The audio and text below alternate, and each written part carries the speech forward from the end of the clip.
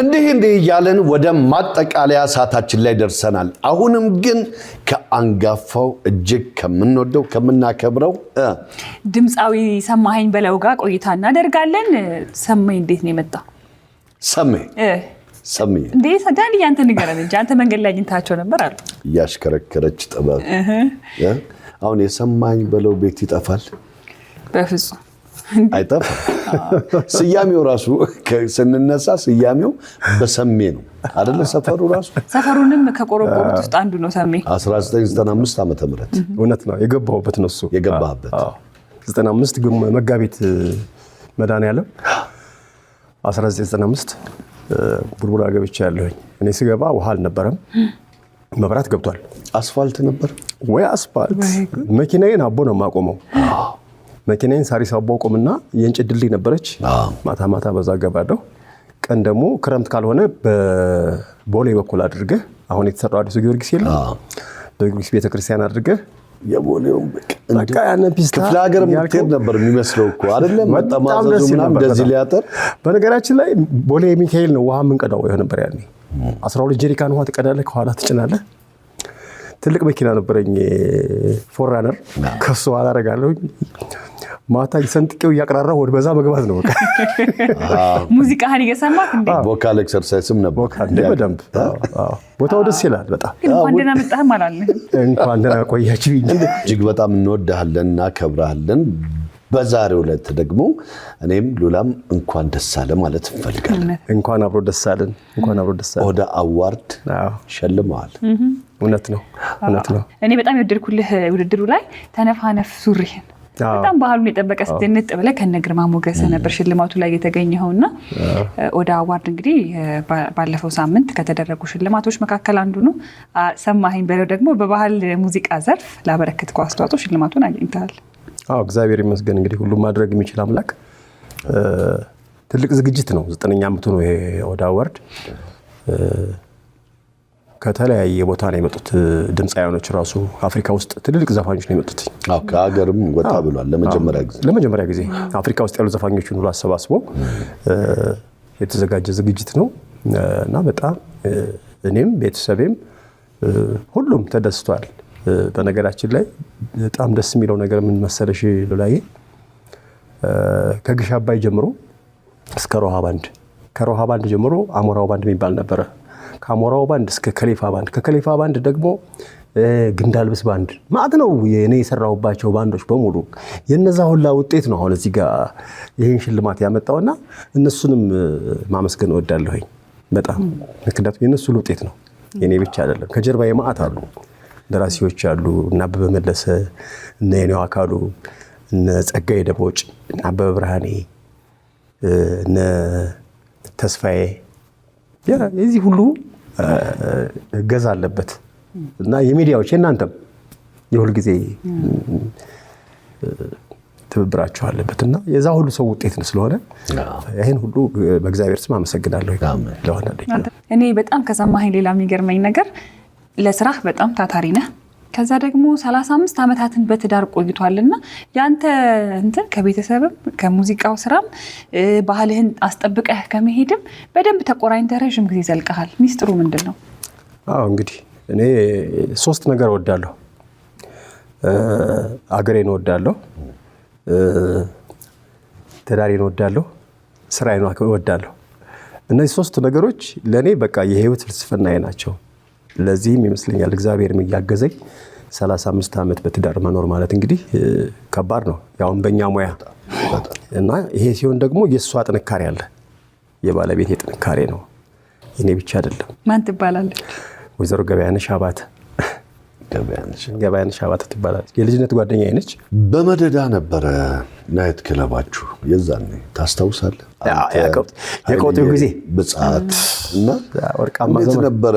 ያንን ሁሉ ተመልካች ያንን ሁሉ አድማጭ የምትቆጣጠሩበት ጊዜ እንዴት ነበር? ብጻት ዛጋለች በግራ በኩል ከኔ፣ እኔ እዚህ ያለሁ ሰሜ ባላገር ምሽት ፊት ለፊቴ ፋልኮን አለ የኃይልዬ እያለ ማት ነው ክለቡ እዛ ነበር። ከጀርባ ደግሞ ሸዋጌጥ አለ እና በጣም በርካታ ክለቦች ነበሩ። ግን ያ ሁሉ ሞልቶ ፈሶ ሰው አንዱን ቤት ሳይቀዘቅዝ ነበር የሚያመሸው። ሳይቀዘቅዝ በጣም አትነጋገሩም? ከእኔ ቤት ወጥቶ ከኃይልዬ ቤት ይሄዳል፣ ከኃይልዬ ቤት ወጥቶ ከብጻት ቤት ይሄዳል፣ ከብጻት ወጥቶ እንደ ልቤ ማንደፍረው የምትባል ደግሞ አለች፣ እሷ ቤት ይሄዳል። በቃ መደዳውን ስለሆነ በቃ በጣም ያምር ነበር። ከዛ ምን የሚያስገርም ነገር ደግሞ እዛ ላይ ያለ ራሳቸው ደግሞ እርስ በራሳቸው ደግሞ ሰሜ የራሱን ቤት ጨርሶ ሲዘጋ ደግሞ ወደ ቀጣይ ወደ ጓደኞቹ ቤት ደግሞ የሚሄድ ነገርም አለ። አዎ ተሰባስበው ሙዚቀኛው ወደ ኃይልዬ ቤት ይሄዳል። ኃይልዬ ቤት ሄደህ ዛሬ ውስኪ ታወርዳለህ፣ ስትጫወት ይነጋል እዛው።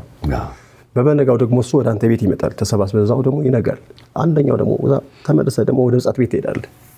እና እኔ ብጻት በተለይ በጣም ትልቅ አስተማሪ ነች ለኔ። ምክንያቱም በናይት ክለብ ስራ ውስጥ በጣም ብዙ ከባድ ፈተናዎች ያጋጥመዋል። ከነዛ ፈተናዎች መሰለህ ሁሉም ይወድሃል። ስለሚወድ የፍቅሩን እንጠጣ ነው የሚልህ፣ ሌላ ነገር የለም።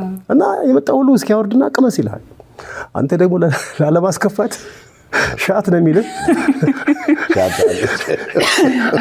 ስታበዛው ይሾታል አይቀርም። ከዛ ብጻት ምን አለች? ትሞታለህ ልጄ ወንድም ማለት ትሞትብኛለህ አለች። እና ምን ላድርግ ታዲያ ብጻትዬ ስላት አንድ ባላገር ነግሬሃለሁ አለች። ይኸውልህ አለችኝ፣ ሲያወርዱት ውስኪውን ካወረዱት በኋላ ሲቀዱልህ አድርገውና ይዘው ውጣ አለችኝ። እንደዚህ ብለህ ይዘው ወጣ።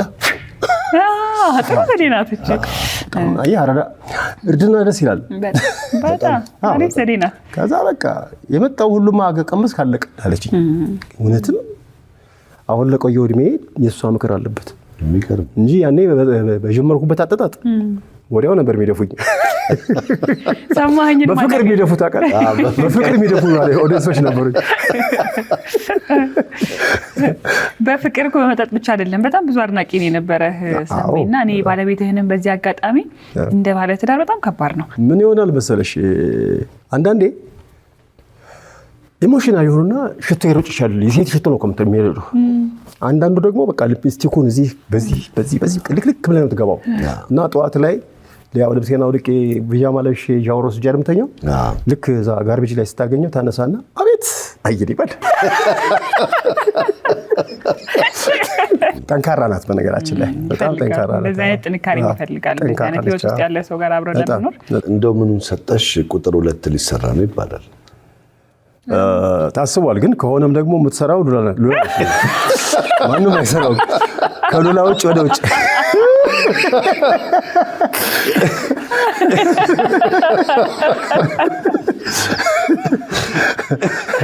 ከሉላ ውጭ ወደ ውጭ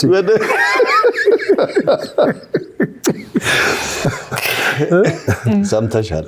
ቁጥር 2 ለዚህ ዝግጁ? እሺ ምንድነው የሚወስ ቁጥር 2 ሙዚቃውን ብንሰማው ደስ ይለኛል። አይ ርዕሱን ያው ሰዎችም እንኳን ቢሰርቁት እውቅና ስለሰጠሁት አሁን እዚህ ስለሚታወቅ ቢሰርቁት እንኳን የትም አይደርስም። አሁን ታስቧል። የባሰችው መጣች የተጀነነችው ነው የሚለው። የባሰችው መጣች የተጀነነችው እኮ ነው። የባሰችው መጣች የተጀነነችው መቶ አልወጋ ነው ምንጃር ነው ያለችው። እንደዛ አልከው። የባሰችው መጣች የተጀነነችው እችሎ ላይ የገዙ ኢቢኤስ ያለችው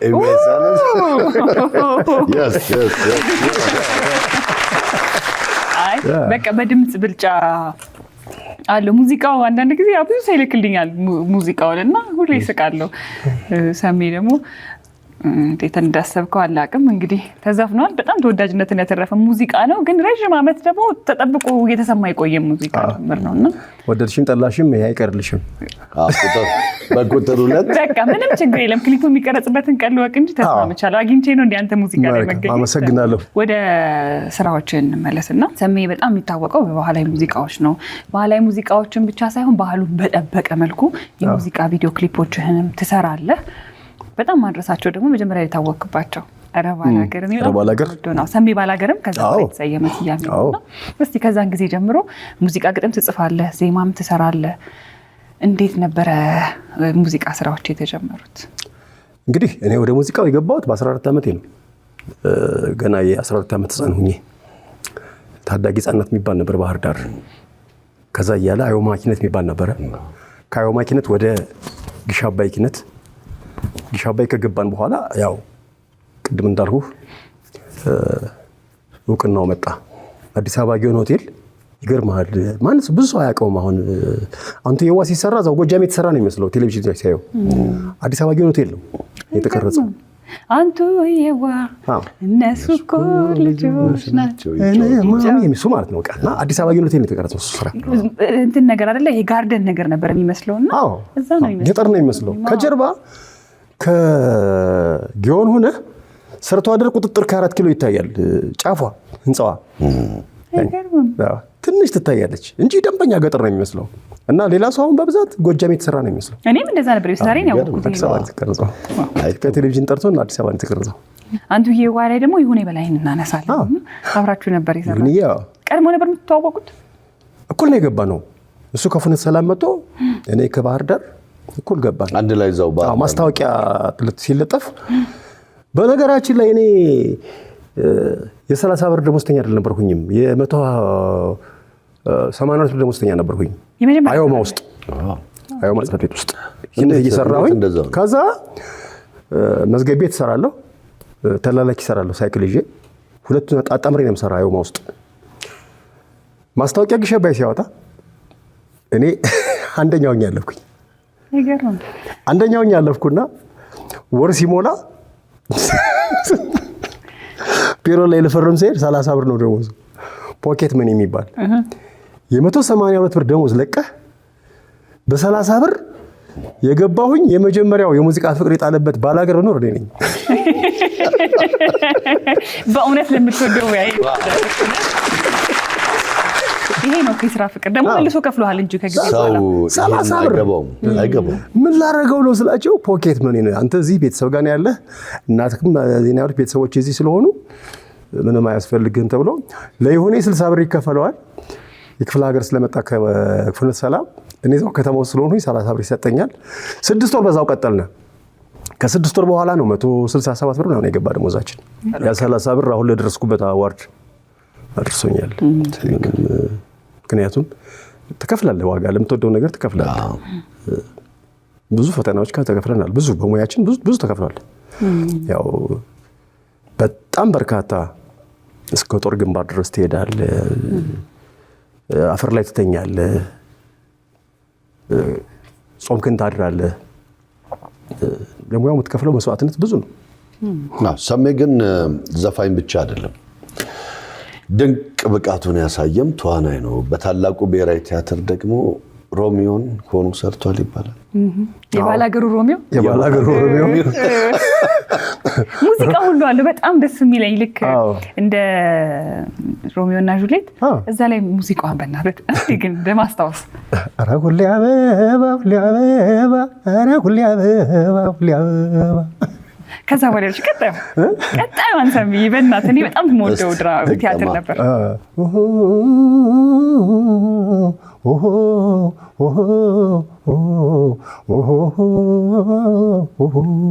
እያለ ይገባል። እዛ በኋላ የዝንጀሮ መንገድ የጎድን ምነው አደረግሽኝ እንዳልሞት እንዳልድን አይ አጂ እላታለሁ። ያኔ እንስራውን እዛ ወደ ምንጩ ስትሄድ እዛ በኋላ አስደነገጥከኝ ምናምን ትላለች። የሚያምር ነበር፣ የሚያምር ፍቅር ታሪክ ያለው ስራ ነበር።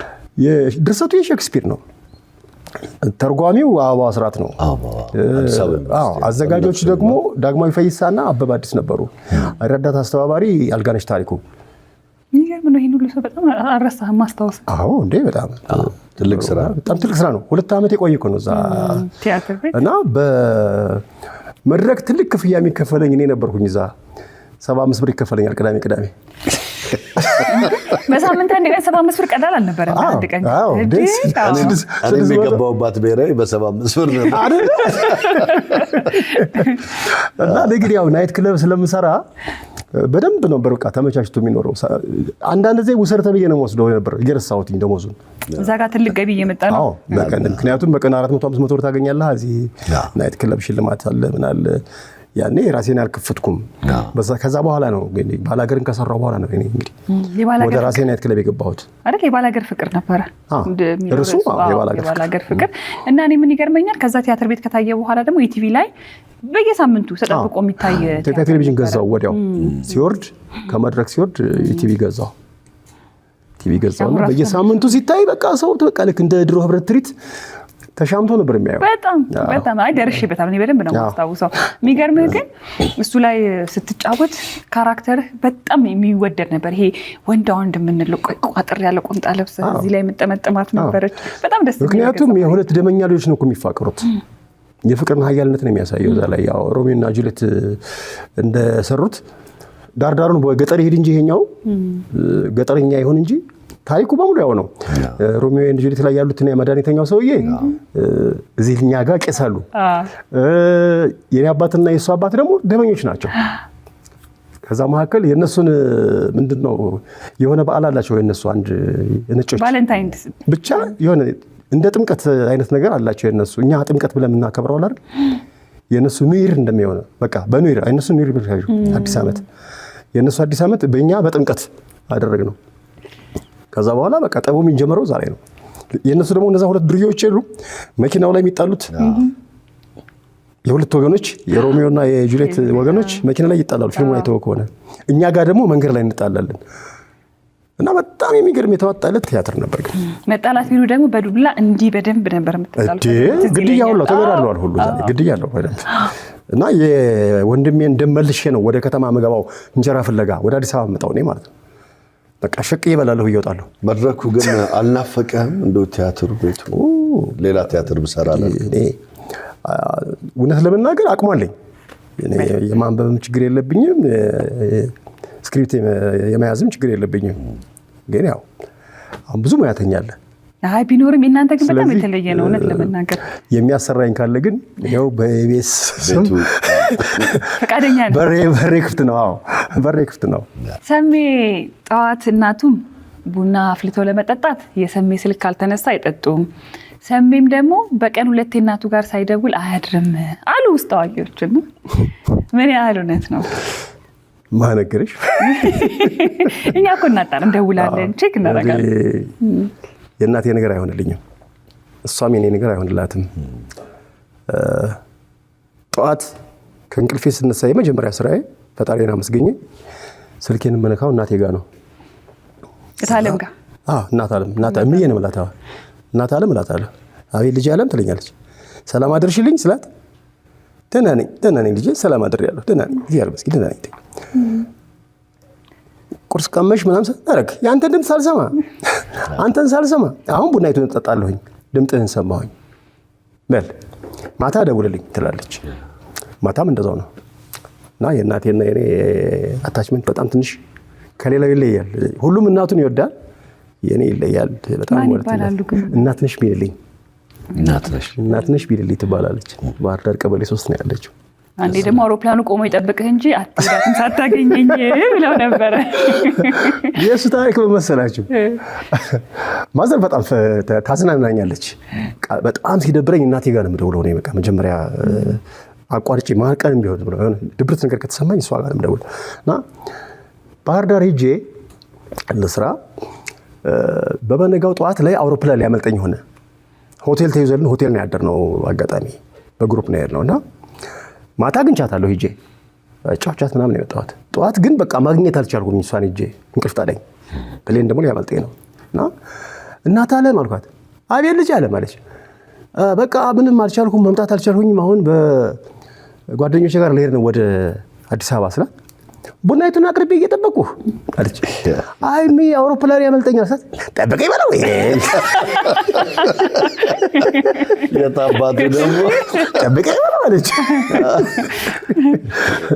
ኮቪድ ጊዜ ደግሞ አንዴ ምን አደረገችኝ? እምዬ መጥፎ በሽታ መጥቷል እባክሽን ተጠንቀቂ፣ በቃ ከቤት አትውጪ አልኳት። እንዴ ልጄ ከቤት ሳይወጣ እንዴት ይኖራል አለችኝ። በቃ አትውጪ ምን ያደርግልሻል? የምትፈልጊውን ነገር በሙሉ ብርቱካን እሷ እየገዛችልሽ ትምጣ አልኳትኝ እህቴን ስላት እኔ እንደው ልጄ እንደው አይኔ አይቶት ራሴ ካልሸመትኩት ምንም አይጥመኝም። ምን ሰምተህ ነው አለችኝ። አይ አዲስ ጉንፋን መጥቷል በቃ የሚገል ነው ኮቪድ የሚባል አልኳት። ወዲድ አለችኝ። አዎ ምንድን ነው የሚያደርግ አለችኝ። በቃ ገዳይ ነው አልኳት። እና ምንድን ነው መድኃኒቱ አለችኝ። ቤት መሰብሰብ፣ አፍን መሸፈን፣ እጅን መታጠብ ምናምን አልኳትኝ።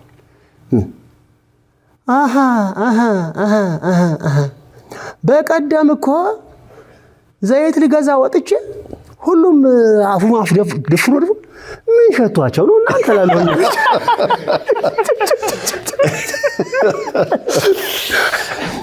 በጣም ነው ተዝናናኝ ማይ ሰሜ አሁን ጠፋ ብለሃል ትንሽ አይደለም?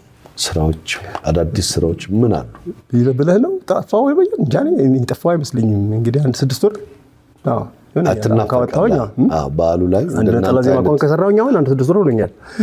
ግን ምንድነው ከመድረክ ላይ አዎ ልክ ነህ። አዲስ አበባ መድረኮች ላይ አልታይም ብዙ። በቅርቡ ባህሬን ነበርኩኝ። ከዛ ደግሞ እንደገና ባለቤቴን ይዤ ደግሞ እስራኤል ሀገር ሄጄ ነበር። አሁን ለዛ ነው እንጂ ስጠራ እሰራለሁ። እስራኤል ስታነሳ ያው ታሪክ አይደለም ያነሳው። እነሰም የሚገርም ገጠመኝ አላቸው። አንድ እኔ እነግርሃለሁ። እሺ እሱን ታሪክ አንድ እኔ እነግርሃለሁ። አንተ ግን ደግሞ ራስ ጋር ያለውን የእስራኤሉን ንገረኝ።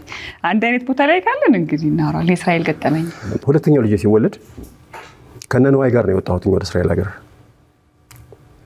84 ዓመተ ምህረት ማለት እንግዲህ አስላው በጣም ረጅም ጊዜ ነው። አዎ በጣም ረጅም እና ያኔ መስከረም 25 እስራኤል ሀገር ገባን።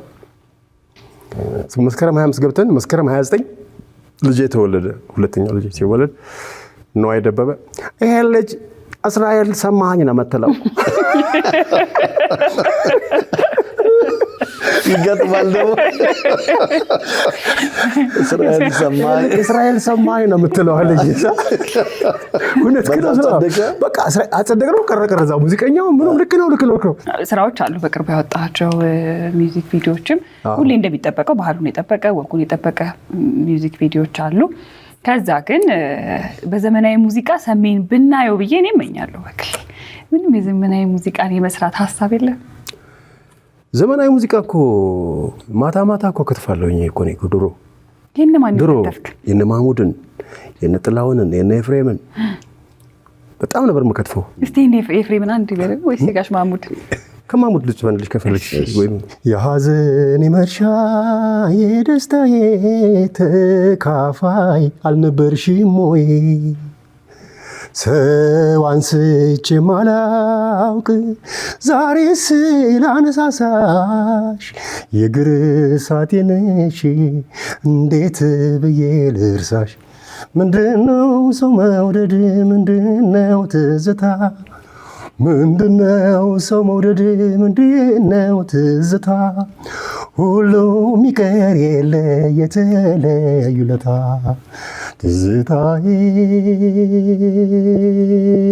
ለኔ ትዝታዬ ላንቺ ማሪ ብዬሻለው ሞት ብሻለው ቆዳዬ ተገፎ ይሆንልሽ ጫማ ስጋ የሚደገም ላንቺ ከተስማማ አጥንቴን ይብረደው ራቁቴን ልሂድ ከአንቺ በለጠ አላገኝም ዘመድ ማሪ ብዬሻለው ሞት ብሻለው ላንሳልሽ ጨዋታ ዳር ልበልልሽ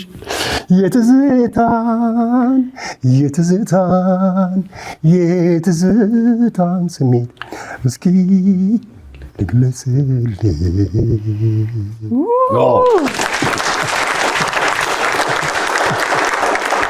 የሚገርም ብቃት ነው።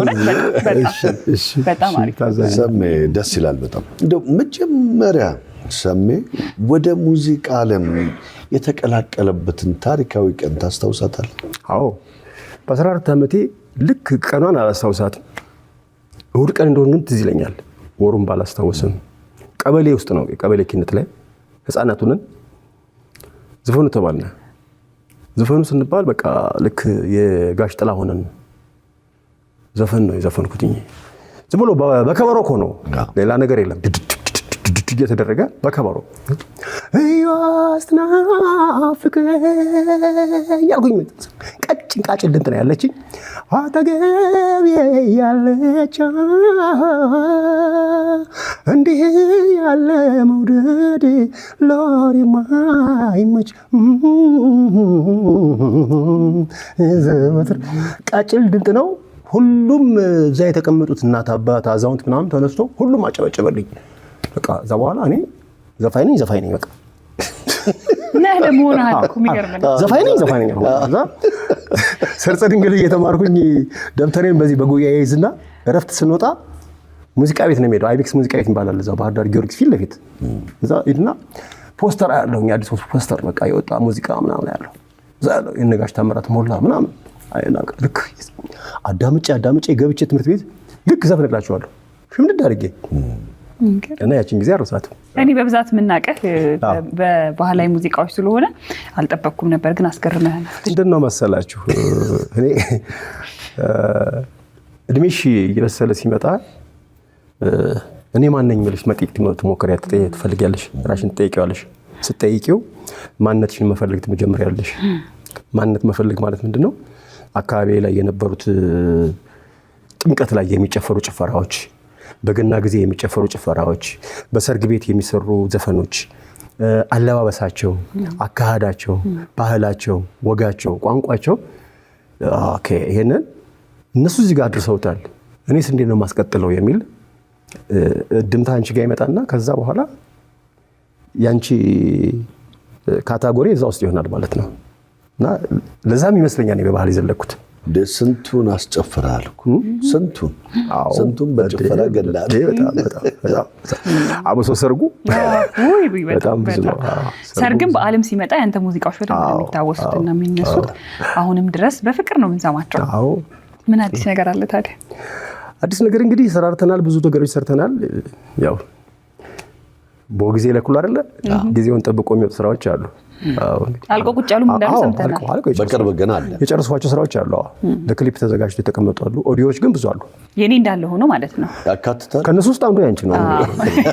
እናስቀድመው እንዴ ቢቀድም ደስ ይለኛል። አንዴ ካወራ ነው አይቀር ንፋስ ሳይወስድ ወዲያው እንድንሰራው እሺ ህዝብም ይገላገል። ኢቢኤስ እንደሆነ ስፖንሰር ይሆናል መቼም። ኧረ በደስታ ምንም ችግር ይሄ ሁሉ ካሜራማን እና ክሩ በደንብ በደስታ ነው የሚሰራው። የቦትን ሰው ያበላሁ እና እያበላሁ አንተ ትገባዋለህ ብዬ እኮ ነው ከስር ድምፅ ግን አላት አንተ ትንሽ ለምን መሰለህ እኔ ኤነርጂ ሳጣ አንዳንድ ጊዜ ይሄ ሙዚቃ የሆነ ቦታ ስትሰማው ልብህ ይመታል። የእውነቴን ነው የምልህ እና ለዛ ነው እኮ አሁን ጀምር አንተ ትገባዋለህ ብዬ ልጀምረው ድጋሚ ሰምዬ እንደምነሽ ዘፈን እንደነሽ ድለቃ ሰክስክን ክትክቶ የዋንጫ ልቅለቃ ታሪኩ ነው እንዳይቀር እንደነበረካ ያበሻን ዘሩ ትውልድ ሳበቃ እንደ ቦትን ስራ ያበላሁ ውጣ ኮበሌ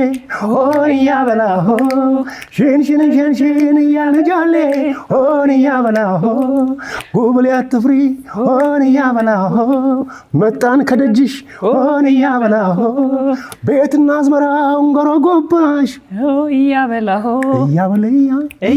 እያበለያ ጋሬጣና ሾህ ካልፈተነህ ያሳፍርሃል ወንድነትህ።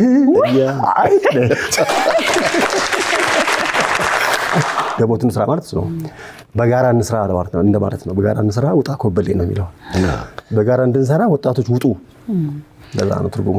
መልእክቱንም ድረስ ብንጠቀመው ደግሞ ቆንጆ ነውና በቀጥታ እንዳለ ትርጉሙን ተጠቅመን መልእክቱን ተግባር ላይ ብናውለው ለኛውንም ይጠቅማል። ስለዚህ ትንሽ ኤነርጂያችን ሲሞት ብንጠቀማት አሪፍ ነው። እንደው መጨረሻ ላይ የምታስተላልፈው መልእክት ካለ? እንግዲህ እስከዚህ ሰዓት ድረስ ላደረሰኝ ለአያሉ ልዑል እግዚአብሔር ለእናትና ልጁ ምስጋና ይድረሰው። በጤና ነው ያኖረኝ እስካሁን። ምንም እኔ ራሴን ብዬ አላቅም። እግዚአብሔር ይመስገን። ፈጣሪን የማመሰግነው እንደ ሰውነት የመጨመር የበሽታ ቡቲክ ሊኖረኝ ይገባ ነበር፣ ግን በጣም አንድም ነገር የለብኝ። በቃ እግዚአብሔር ይመስገን በጣም ሰላም። ራሴን እኮ ብዬ አላቅምና እግዚአብሔር ፈጣሪን አመሰግናለሁኝ። እናትና ልጁ የኢትዮጵያን ሕዝብ አመሰግናለሁኝ። አቅፎ ደግፎ እዚህ ጋር ያደረሰኝ በየምሄድበት በየትኛውም ዓለም በየትም ሀገር ሲሄድ ከሀገር ውስጥም ከሀገር ውጭም ያሉት በሙሉ በክብር የሚሰጡኝ ሪስፔክት፣ የሚሰጡኝ ክብር፣ የሚሰጡኝ ፍቅር እጅግ በጣም አመሰግናለሁኝ። እናንተንም ደግሞ በጣም ከልቤ እንግዳ አድርጋችሁ ስለጠራችሁኝ ከልቤ አመሰግናለሁ። እኛም እናመሰግናለን። ከሚ ባላገር ጋር ጨዋታ አይጠገብም። ረጅም ሰዓት ኑሮን ብዙ ብንጫወት ደስ ይለናል፣ ግን አሁን መሰነባበቻ ሰዓታችን ላይ ስለሆነ በየትኛው ሙዚቃ ነው የምንሰነባበተው? ሰምዬ ዘና ብለናል ቆየና፣ አሁንም ዘና እንብልና እንለያይ። ዘና በይ ይሻላል። በዚሁ ተንደርድረን ለመግባት የሆነች ነገር ዘና በል ዘና ፈታ በይን ችግር አለ ወይ? ዘና በል ፈታ በሌን ያለም ከንቱ ናት ይቻለም። አሆዬ ዝና ሆዬ ዝና ሆዬ አንገትሽን አትርፊ።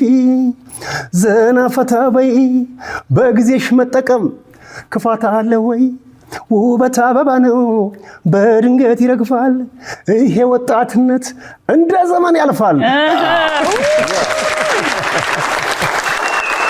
ሰሜ ስለመጣህ እጅግ አድርገን እናመሰግናለን። በቀጣይ ደግሞ በሌሎች ስራዎች እንገናኛለን። እኔም አመሰግናለሁ። እግዚአብሔር ያክብርልኝ። ፈጣሪ ረጅም እድሜና ጤናውንም እንዲሰጥህ ደግሞ እንመኛለን። አሜን። በጣም አመሰግናለሁ። አሜን። ዘና ፈታ ያለው እሁዳችን በኢቢኤስ ከመላው የስቱዲዮ ባለሙያ ጋር ይሄንን ይመስል ነበር። ዘና በይ በተሰኘው ተወዳጁ የድምፃዊ ሰማኸኝ በለው ሙዚቃ ነው የምንሰነባበተው። በያላችሁበት ቀናችሁ፣ እሁዳችሁ፣ ምሽታችሁ ውብ ይሁን። ሳምንት እስከምንገናኝ መልካም ሳምንት።